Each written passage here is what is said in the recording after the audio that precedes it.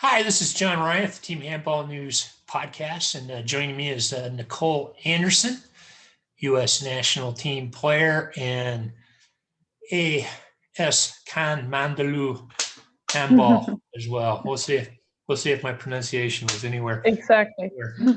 And what's it like for you learning yet another language? Did did how did you remember French from when you were a little kid, or French I think I had something back from then, at least in regards to the pronunciation. Now I'm struggling on the English. But when I was little, I didn't learn French when I was living in France. I learned English because it was an international school. But however, watching watching cartoons or stuff like that, listening to French, I think that at least helped me a little bit. And then we had it in school, in high school as well. So I learned, the basics. And then I the when I really learned it was when I moved to France, and just had to learn it because no one spoke English. So that's the good thing of moving to France. You're definitely sure of learning the language, because otherwise you can't really communicate with anyone. So well, that's the good part of French people not speaking English. Well, it depends on where you are. I mean, a lot of them can speak English, but they don't want to. Yeah, exactly. All right. So we were talking a little bit about the season and its restart. And I try and catch a little bit of all the Americans playing overseas that stream their games, just to see what's going on, see how they're doing. And I like following the different clubs uh, and how they're doing.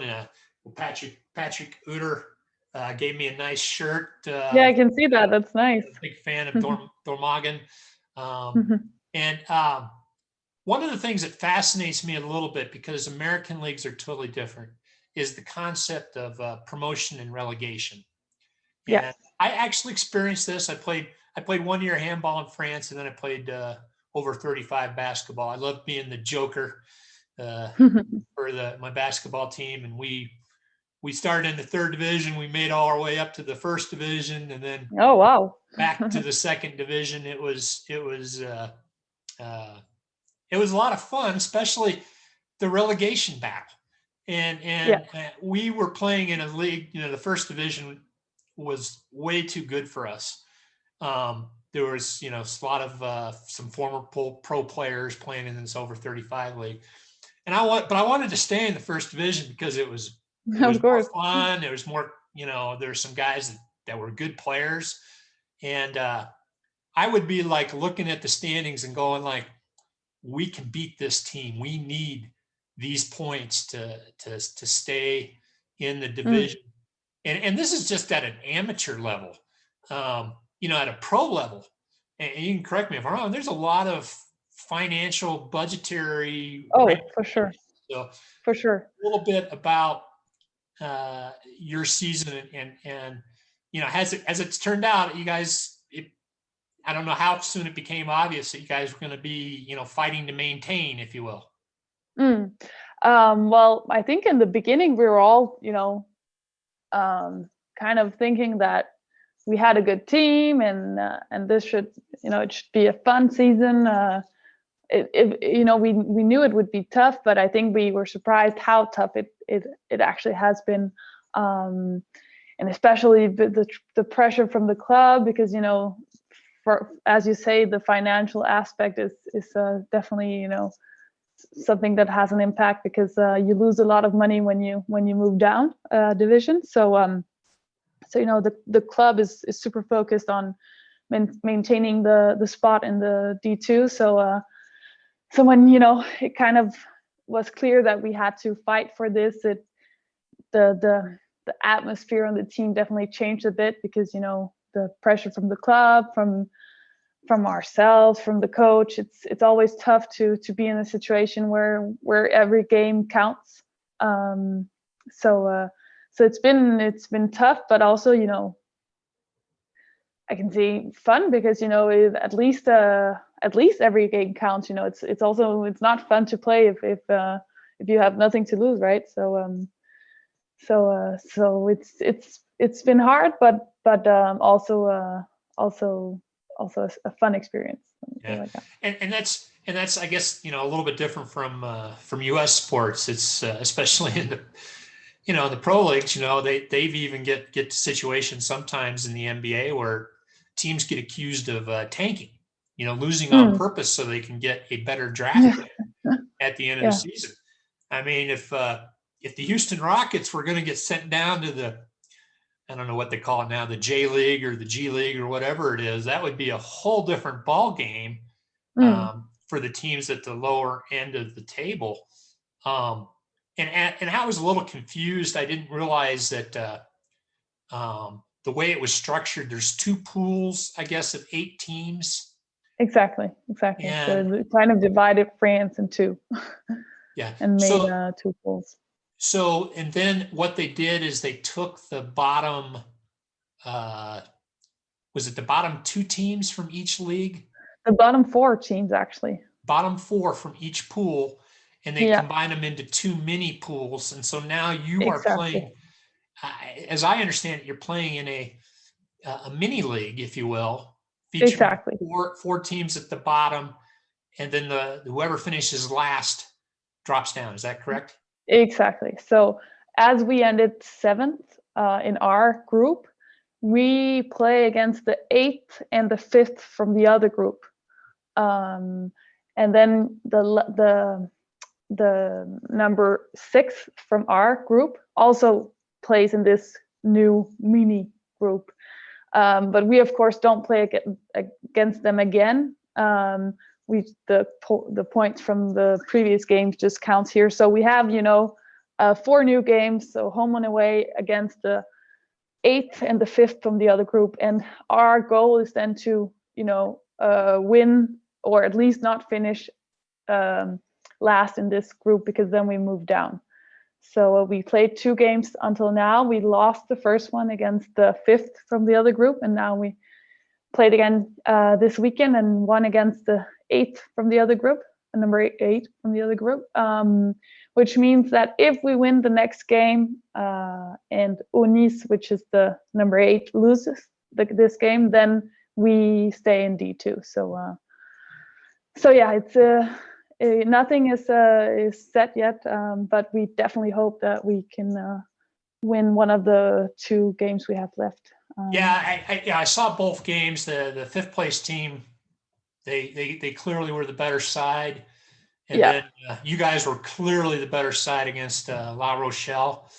yeah, I mean, I think even worse comes to worse. Let's say you lose again to the 5th place team. I think La Rochelle would have to turn around and beat you guys by 9 goals. yeah. I think we have I think the goal difference is 9, right? So I think they need to beat us by 10, I think. So yes, I definitely hope that our chances are good. But again, in La Rochelle, they don't play with Stickham, so that can also have an impact on the game, because we play with a lot of I thought Stickham. that was just a U.S. problem. Yeah, I thought You got that too. But a D2 team in France doesn't allow yeah, Stickham on their court. Wow. there's some mayor up in La Rochelle who doesn't like Stickham in his gym. So the Wow. That's the best man wins, right? So yeah, so that's a little bit crazy, but let's hope that we can still manage that somehow. Well, it seems to me, you never say never, but I would say that get a nice win against this 5th place team and put it out. Yeah, Put it out exactly. of Also, put it out of the discussion. But yeah, worst comes to exactly. worst, finish up the season by taking down that team again. So Yeah, kind of a crazy season. One thing I've noticed, and it's a little bit puzzling to me as a frequent handball observer. You're our starting left back generally for the women's national team, and I've always looked at your defense as defense has always been one of the stronger points for the U.S. team, and I'm a little puzzled. I see you playing a lot of defense, a lot less offense, and I'm like going, I know this girl can score. On the one Yeah. hand, it's a good thing you're getting some more focused play on defense, and defense is important. Yeah. But what's it like, as a professional athlete? I'm sure wanting to play on offense, but Of course. not getting that opportunity. I mean, is it a continuous focus in practice and waiting for your chance? Tell me how that has gone for you. Yeah. Well, I was a bit confused myself in the beginning because we actually changed coach in the middle of the season because it obviously didn't work with the previous coach. However, when we had the previous coach, I actually only played offense with Cannes. So the first 3 games I played only offense, not defense. Then we changed coach, and then suddenly I only played defense, and I was put on number 3 instead of number 2. And then I didn't see much game time in the offense anymore. So super weird situation. And I had a talk with my current coach now, and from his point of view, I was missing a bit of the speed and some my shot was not good enough. He had several points I could improve.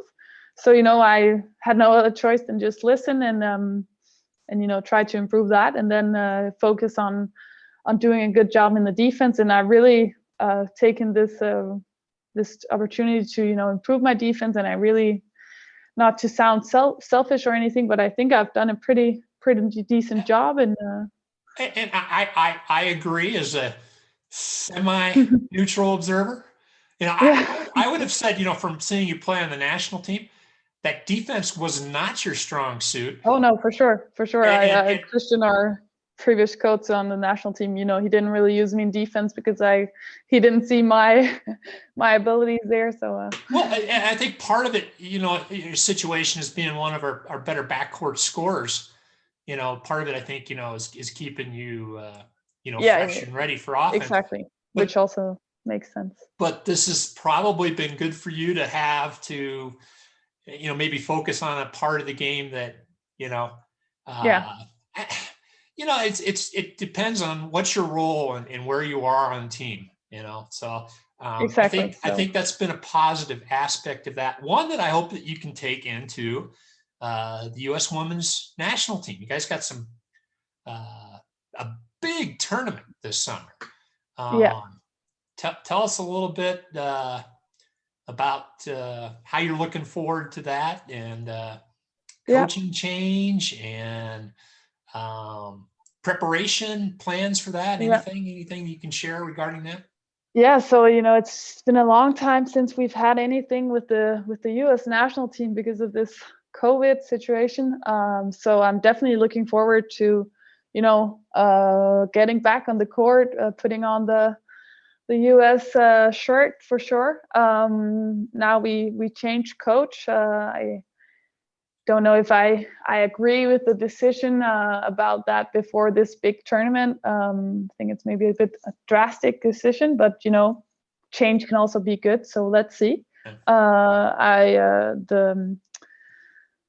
coach that they have found for now is Julio, that we all know. So that's nice. It's not a new face. He knows me. He knows the girls. So that's of course a nice starting point. And it's great that we can play on home court for the first time in I don't know how many years. So definitely looking forward to that. The preparation is a bit weird because we can't really meet for any camp. Are you gonna? Are you still going to be playing when that tryout in Boston is going to take place? I'm not joining because of the situation, and it's too far for me to travel for a weekend like that. I need to figure out if us former, or not former, but current U.S. National team members need to try out again, or if we can, be selected upon our previous games, or yeah, if you don't make the team, we've found some new players. Exactly. I was gonna say, that would be my normally we assessment. are missing players, so Yeah. I need to see with Julio and the rest of the staff how this is going to be solved. But you know what? Let's see. And I'm definitely looking forward to playing again. Is there any talk of a preparation camp? COVID just makes everything complicated. Is there any talk to preparation for camp in sure. Europe, trying to play some games?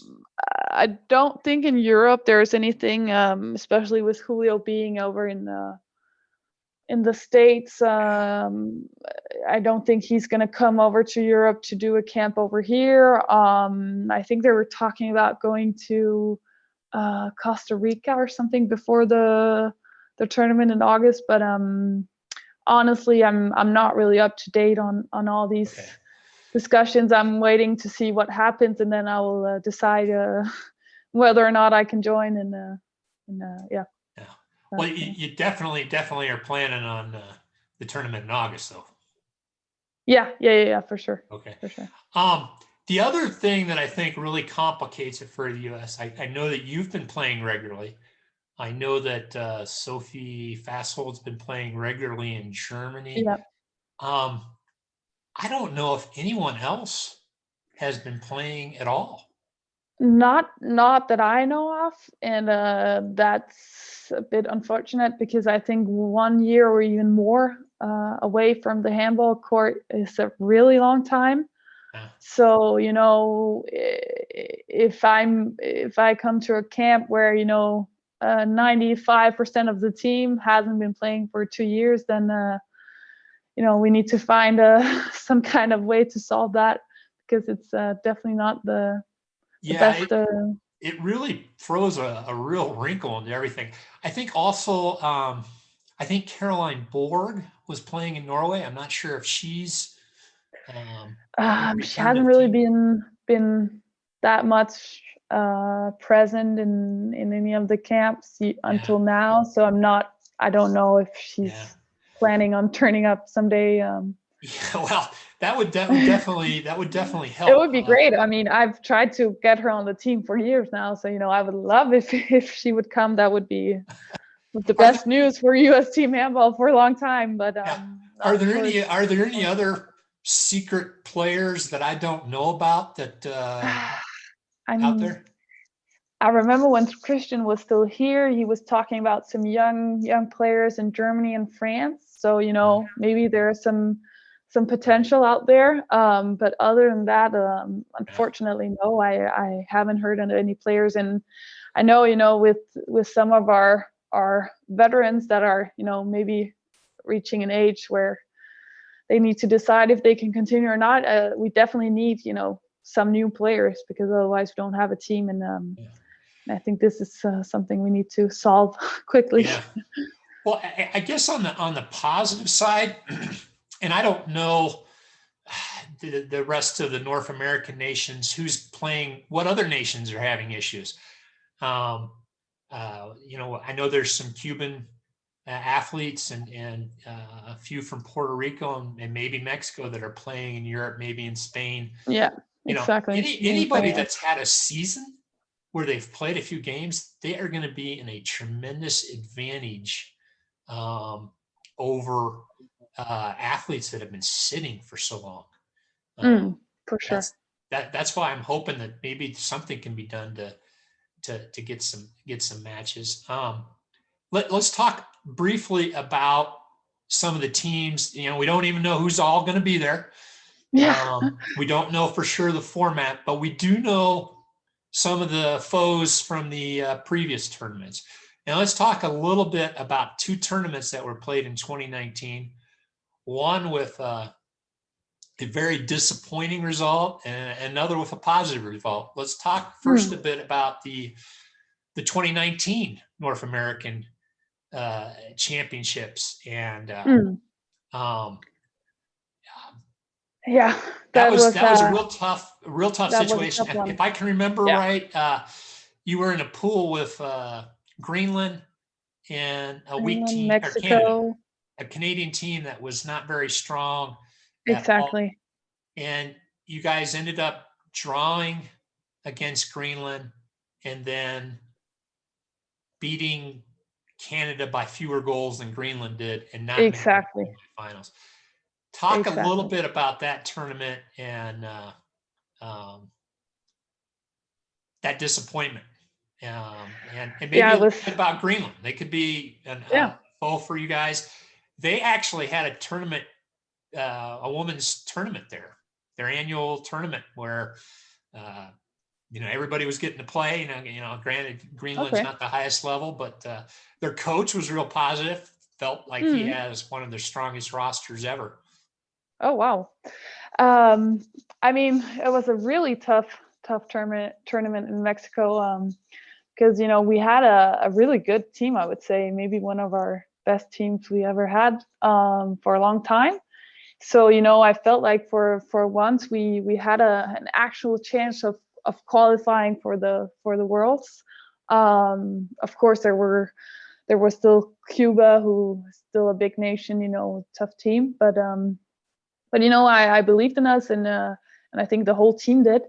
So it was super tough playing the first match against Greenland. I remember that it was a weird match, a lot of nervous, and it was people didn't play up to their level as they should. So I was super disappointed after that game because it was definitely a must win for us, which also resulted in being actually the reason why we didn't make it to the finals, right? So a tough tournament, because then we played against Canada and then Cuba, and we ended up by what was it? We could lose by, I think, 5 goals to Cuba and still make it, and we lost by 6. Wow. Was having I remember now. Greenland sitting in the stands screaming all over, and the Cuban girls not wanting the US to be successful, so they just did everything to win by the 6th goal. So wow.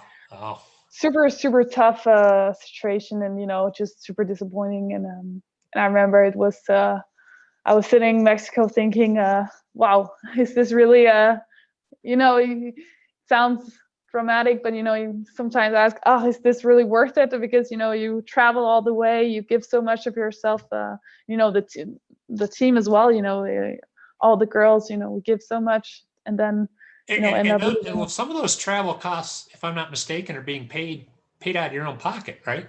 Oh, for sure. So it's really the will and the motivation that needs to drive this, because we definitely don't get paid, and we even need to do fundraising, pay ourselves. So so that's also why when the results then aren't as you wish for, it's tough. Yeah. So it had to be a huge disappointment.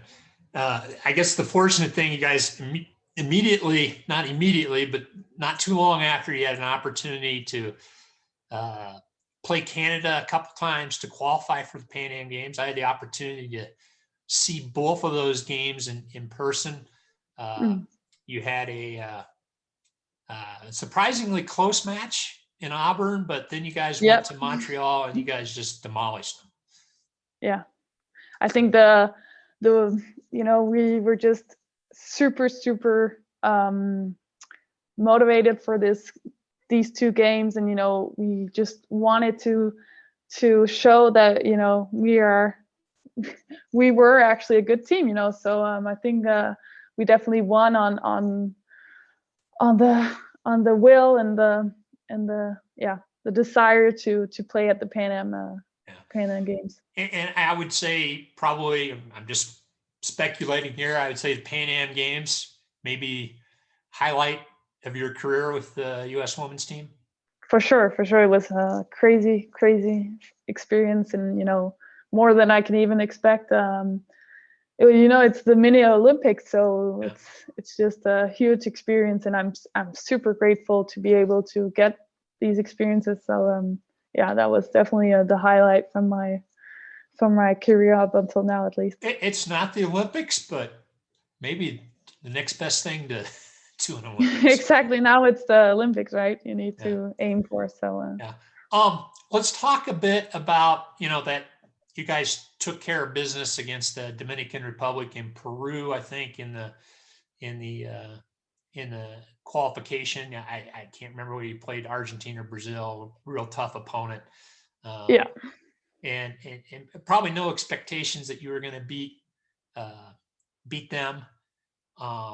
In the semifinals, Cuba and the U.S. both lost, setting up a big battle for bronze, if you will. And talk a little bit about that game and compare it a little bit to the game that you had played versus Cuba just a few months earlier.